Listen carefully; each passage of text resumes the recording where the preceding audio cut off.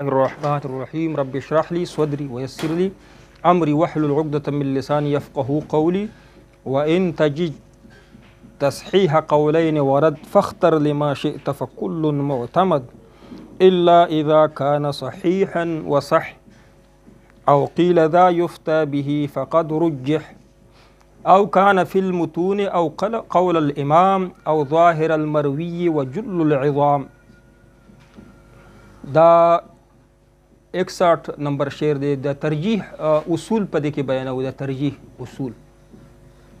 ترجیح اصول بیانو مختصر.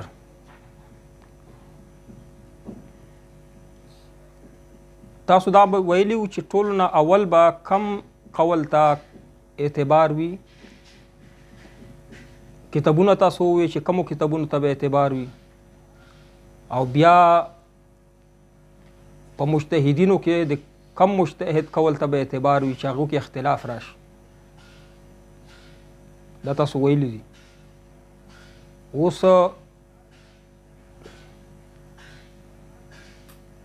څلورمه درجه د کما مجتهدینو وکنه اصحاب الترجیح هغه یو اصول بیانوي چې کم قول ته ترجیح په کومه په اصولو باندې ورکیا اصول لږ زده کول پکار.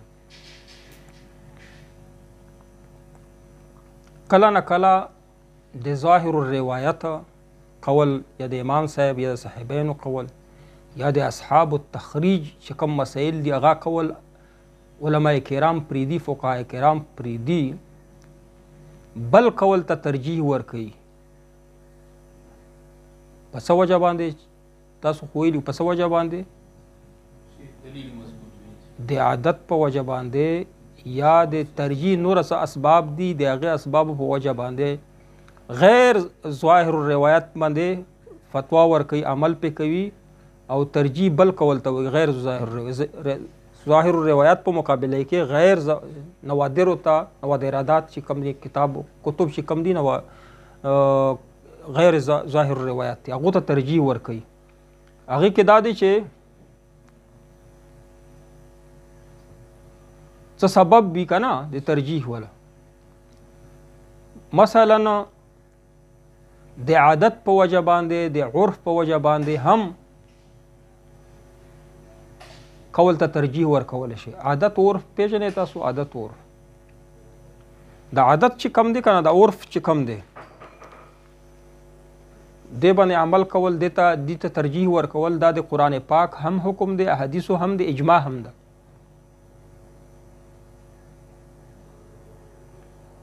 الله پاک قرآن کی په سورة البقرہ کې فرمایي وعلى المولود له رزقهن وکسوتهن بالمعروف. د پلار با خپل ښځې له چې بچو ته پی ورکوي نو دی به خوراک ورکوي او کپړې به ورکوي بالمعروف د عرف مطابق چې هغې علاقې کې کم عرف وي کمه طریقه وي کم رواج وي کم طریقه وي. عادت په عرف کې ډېر باعث شی په شرع عقود رسم المفتي کې مخکې مونږ وایو خو خبره دا ده چې عادت عرف په یوه معنا باندې فقهای کرام اخلي. فرق پکې دا دی چې عادت د یو قسم کېدلی شي عرف د یو کس نه وي د زیات وي او عادت داسې هم کېدی د ډېرو عادت جوړ شي د ډېرو خلکو یو عادت جوړ شي. نو قرآن پاک کې الله پاک عرف ته اعتبار ورکوي په حدیث کې هم ورکوي. هندا نبی علیہ السلام ته راغله چې ابو سفیان چې کم دی هغه لږ بخیل دی زما ته او ما بچو ته جیب خرچه نه راکوي. نبی علیہ السلام وفرمیل چې ته د هغه د جیب نه د هغه د مال نه پیسې راخیستلی شې ته یې راخله دومره چې تا ته هم کافي وي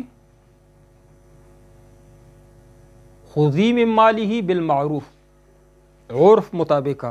عام خلک مشومان یا ښځې څومره پیسې لګي دومره راخله زیات نه عرف مطابق ما یکفیک و یکفی بنیک تا ته هم کافي وي ستا بچو ته هم کافي.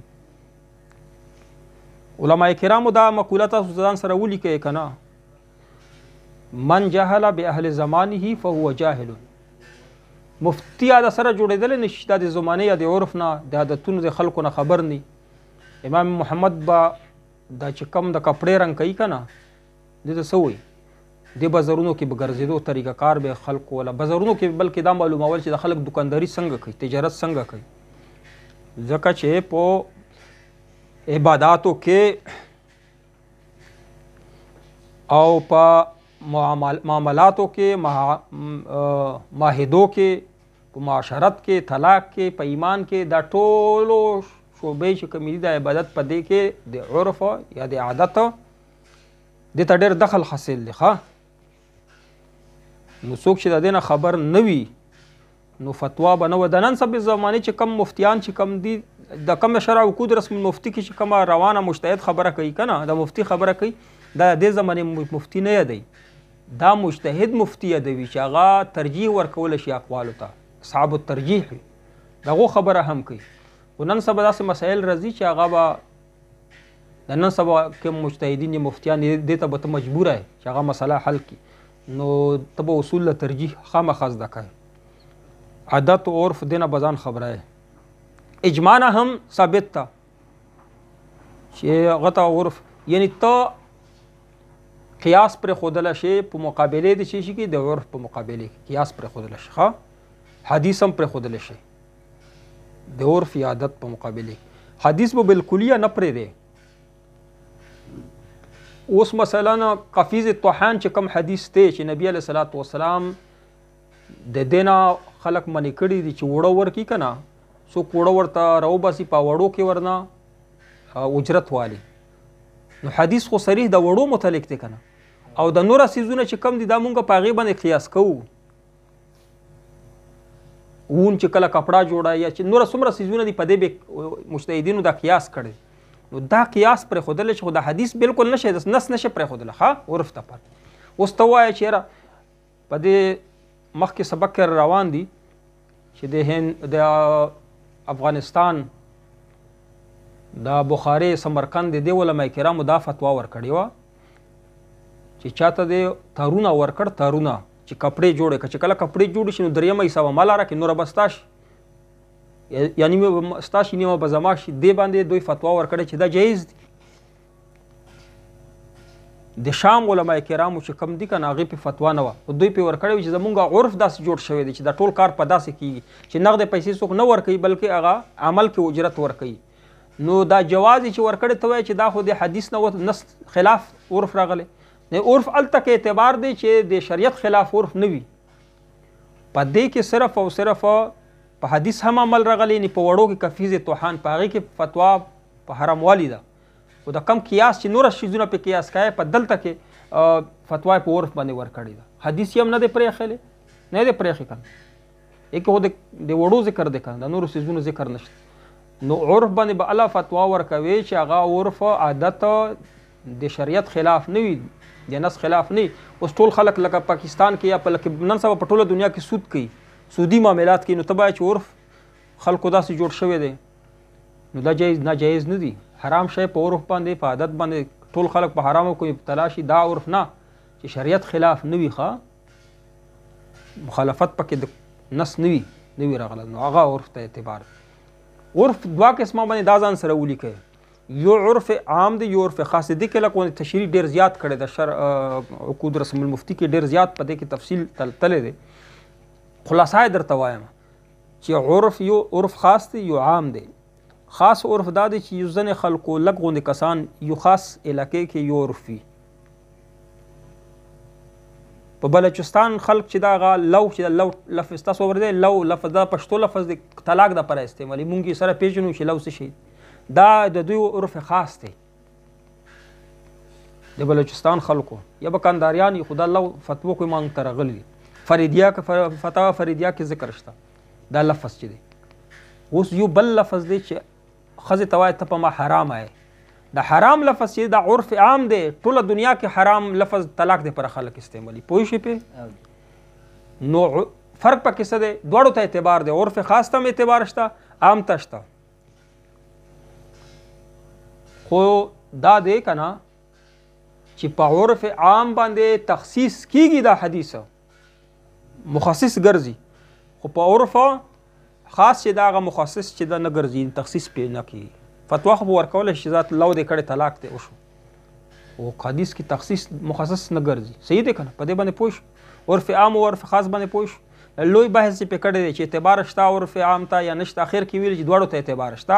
عرف عام باندې تخصیص کولی شي، په عرف خاص باندې تخصیص نشي کولی. خو زه ترجیح دپاره داسې به وي چې غیر ظاهر روایت کول به داسې وي چې هغې کې به هغې د دلیل چې کم قوت وي هغه به مضبوط وي، نو ترجیح به یې ورکړی چاته غیر ظاهر روایت کول ته. صحیح دی که نه؟ او ټولو نه اوله خبره ده چې کم متون تاسو ته ما ذکر، متون شپږ کتابونو کې ذکر دي که نه، شپږ متون دي که نه، 6 کتابونه. او دا متون په کومو کتابونو کې ذکر دي دې مسایل هغه مې درته ذکر کړ. قدوري بدایه د شرح د هدایه شرح د بدایه ده، شرح وقایه په خپله باندې شرح ده. صحیح ده؟ کنز شو، قدري شو، نوره وغیره وغیره. ټیک دی که نه؟ تیر پروګرام کې چا ویل چې تا بدایه په ځای وقایه وویلې، ما ته تاسو کې یو کس ویلي، نو دا به سب کا تلسنی راځي. خیر دې ته سوچ مه کوه، ووایه چې غلط شو نو وایه چې دا ځکه غلط شو. نو دا متونو ته اعتبار دی، دې قول ته اعتبار دا دی. چا په مقابله کې د شرح یو متن دی او یو شرح ده، نو شرح ته به اعتباري که متن ته اعتبار دی. بیا یو شرح د هغې په مقابله کې فتاوی دي، هغه کم نوي مسایل چې راغلي که نوازله، نو دا حل شوي، نو شرح ته اعتبار دی که نوي مسایلو ته شرح ته اعتبار دی. د متونو شرح ده. یو کتاب دی چې هغه په اصولو باندې لیکلی شوی دی، په نورو اصولو باندې. یو کتاب دی د فقه کې لیکلی شوی دی. نو په کم اصولو باندې کتاب لیکلی شوی دی، یو عالم دی، یو مجتهد دی، په کتاب دواړه هغه یو عالم لیکلی، یو د اصولو کتاب یې لیکي، یو د فقه کتاب یې لیکي. یو قول په اصولو کتاب کې کړی، د فقه مسله ذکر کړی، او بل مسله د فقه په کتاب کې ذکر شوی. چاته به اعتبار؟ فقه کتاب ته. ځکه چې دلته کې خدای اصولا ذکر کوي مسله، او په دغه کې د اصولي کتابونو کې د اصولا نه طبعا یا ضمنا ذکر کوي. په دې کې اعتبار به هغې کتابونو ته وي. په دې باندې پوه شوې که نه شوې؟ صحیح دی که؟ ځکه چې هلته چې مسله فقه کتاب کې څوک بیانوي نو هغه مستقل یې بیانوي، اصل یې بیانوي. ښه،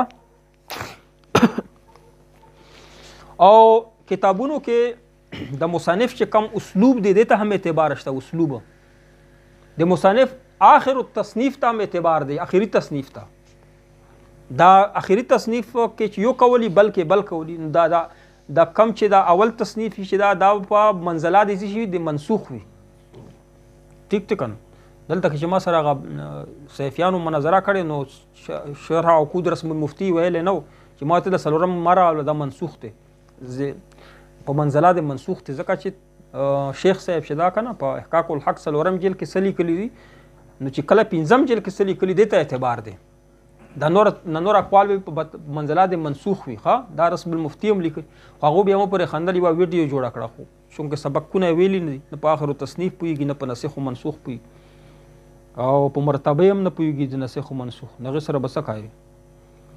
یو دا دی چې کتابونه ته هم کتلی شي. یو عالم دی چې هغه ډېر مشهور دی، خلک یې ماني چې دا ډېر معتبر دی، نو هغه کتابونو ته به اعتبار چې کم مشهور عالم. یو عالم وي چې هغه ډېر مشهور لکه ابن نجیم چې بحر الرایق کې لیکلی، خو بحر الرایق نه علاوه نورو کتابونو ته دته اعتبار نشته. دی په خپله باندې فقیه دی، خلک یې ماني، او کتابونه ټول ضعیف اقوال دي، پکې صرف د بحر الرایق ته اعتبار دی. دې نه علاوه د نورو کتابونه چې دي که الاشباع وغیره دلته پروت شي، دو ته اعتبار نشته.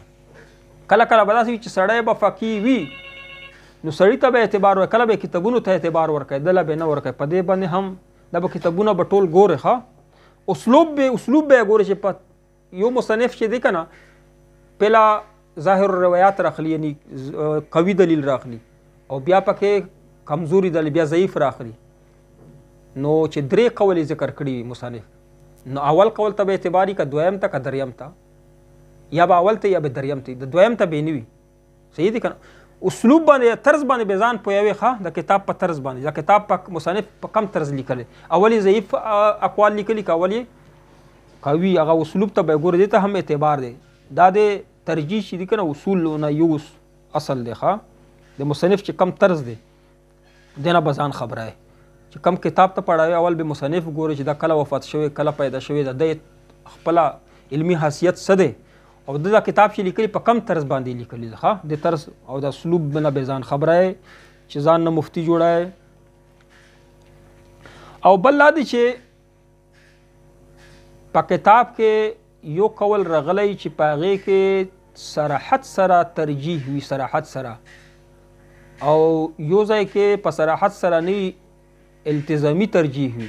اوس زه تاسو پوه کړو صراحت سره ترجیح دا دی چې یو قول سره په لفظ سره یې ویلي وي چې دا وعلیه الفتوا وبه یفتا، داسې یو صراحت سره یو لفظ پکې راغلی، نو دې ته ویلی شي صراحي، څه شی ورته ویلی شي؟ ترجیح صریحي. او بل دا دی چې د اسلوب نه د طرز نه تا ته معلومه شوه، اشارتن درته معلومه شوه چې دې قول ته اعتبار دی، نو هغې ته ویلی شي ترجیح التزامي. نو په دې دواړو کې کم ته زیات اعتبار دی؟ صریح چا ته اعتبار دی؟ ترجیح صریحي ته، صریح ترجیح ته اعتبار دی. ښه، اول به هغې ته اعتبار وکړي. دویمه درجه ده التزامي ده. په الفاظو کې چې کومه صریحي ترجیح ده، په الفاظو کې چې کم لفظ کې حصر وي، که نه حصر، چې حصر پکې راغلی هغه ته به اعتبار وي. یو ځای کې ویلي چې الفتوا علیه، او بل ځای کې لیکلي وعلیه الفتوا وبه یفتا. صحیح دی که نه؟ چې کله تاسو صرف کې دا ویلی دي چې کله مفعول خپل ځای بدلوي، که نه مقدم کوي که نه فاعل نه، نو دلته بیا څه شی راځي؟ لکه مونږ وایو ایاک نعبدک، نعبدوک، نعبدوک، او مونږ څه وایو؟ ایاک نعبدو، د مفعول اول راوړو، نو معنا بیا څه کوو؟ نعبدوک. معنا څه ده؟ نعبدوک مونږ ته الله را عبادت کوو. چې مونږ وایو چې کا نعبدو، د کاف مخکې راوړو، بیا څه معنا کوي؟ خاص، دا حصر پکې راغی. ښه، نو الفتوا علیه په دې کې حصر نشته، چې وایي چې وعلیه الفتوا، بس صرف او صرف په دې باندې فتوا ده. حصر چې په کوم الفاظو کې وي هغې ته به هم اعتبار وي. یوه ضروري مسله دلته کې د اصول د ترجیح سره هغه ده چې هغه تاسو په اصول فقه کې د سبق ویلی دی، خو زه بیا درته یادوم مختصر. صحیح دی که نه؟ هغه لږ ځان سره ولیکئ. د شوافعو د مالکیانو چې کم دی، دې په نسبت باندې دلالتونه چې دي دوه دي. دلالتونه څو دي؟ دوه. یو د منطوق، یو مفهوم. یو منطوق، یو مفهوم، بس دا دوه دلالتونه. د احنافو په نسبت باندې څلور دلالتونه دي. مفهوم مخالف ته اعتبار نشته، ښه، د اشاره یا د قرآن چې کم کول ده. عالمانو مفهوم مخالف ته اعتبار شته د فقیهو، قرآن او په حدیث کې نشته. ښه، که مفهوم مخالف ته اعتبار راغی نو بیا ډېر آیتونه چې دي هغې معنا چې مونږ کوو هغه معنا وروستو په دې خبره کوو، خو تاسو ول د څلور دلالتونه چې زمونږ ول دي. د احنافو نه د شوافعو چې کوم دي مالکیانو دوه دلالت څو دي؟ دوه. یو منطوق دی چې هغه لفظ کې راغلی، یو مفهوم دی چې صرف او صرف معنا ته راوځي، په لفظ کې نه وي. دا دوه دي. او د احنافو په نسبت باندې څلور دي، دا خو تاسو ویلي که نه اصول فقه کې. یو د عبارت النص چې په عبارت کې بالکل هغه لفظ هم راغلی، معنا یې راغلی. صحیح دی که نه؟ عبارت النص. مثال ځان سره ولیکئ که نه؟ احل الله البيع وحرم الربا. الله پاک بیع چې دا سودا تجارت دا حلال کړی دی او سود چې کم دی حرام کړی دی. دې نه څه معلومه شوه چې سود حرام دی او بیع تجارت چې دی جایز دی. دا عبارت نه مونږ ته معلومه شوه که نه؟ اوس مخکې پسې ځه اشارة النص وګوره.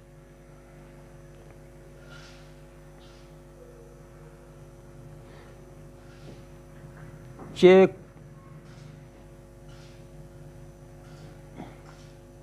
په دې ځان پوه کړه، عبارت النص مونږ وایو، ورپسې اشارة النص، چې د کم حکم وضاحت ته پر عبارت راغلی وي، چې کم حکم وضاحت ته پر عبارت راغلی وي، هغه خو پکې هغه حکم خو ترې راوځي. صحیح دی که نه؟ خو یو دویمه معنا به لازمي طور باندې، دویمه معنا به ترې لازمي ته راوځي. یوه معنا خو د عبارت والا چې کومه ده چې عبارت څه شي دپاره راغلی، یوه به بله معنا هم لازمي طور باندې دې نه راوځي. مثال وروه، چې مثال کله واورئ بیا پوه شئ. وعلى المولود له رزقهن وكسوتهن بالمعروف. پلار باندې د ښځې او د بچي د نفقه ده که نه، دا عبارت نه خو دا راووتل که نه، خو دې نه یو بله معنا دا راوځي چې د پلار چې کم نسبت دی، د اولاد چې کم نسبت دی د پلار ته کېږي، مور ته نه کېږي. وګوره دا معنا به خامخا ترې راوځي که نه، چې نفقې او د خوراک دې ذموار څوک دی؟ پلار دی. نو د دې نسبت د اولاد به چاته کېږي؟ نو دا معنا به خامخا ترې راوځي، لازمه طور باندې به راوځي. اوس دلالت دریم نمبر دلالت النص دی، لږ لږ زر زر یې ووایي بیا ختموو. ښه، دریم نمبر دلالت النص دی چې کوم حکم د پاره کم عبارت چې راغلی وي هغې نه هغه معنا نه به ذات وي نه مقصود وي او نه به تبع، بلکې